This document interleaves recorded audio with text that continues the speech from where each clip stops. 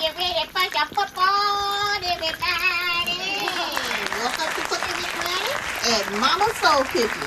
I'm telling you, everybody, we have our hot buffalo wings ready to go. Here's our sauce right here. Wonderful succulent sauce. All the video is on our YouTube channel, but look at that.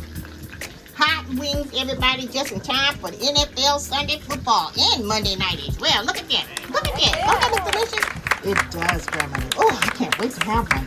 Well, I'm telling you, a lot of hot sauce.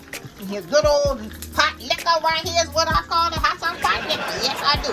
And then we're going to go on back over here and see them. We're going to let these dry up a little bit. We're going to put them added to this and shake it on up in this bowl. I'm telling you, save your money, make your own chicken wings, everybody. Some of them international places that have these restaurants is ridiculous, charging you $30 for 20 pieces. They done lost their darn mind. But here we go, everybody. Go over to our YouTube channel and look up how we made these hot wings.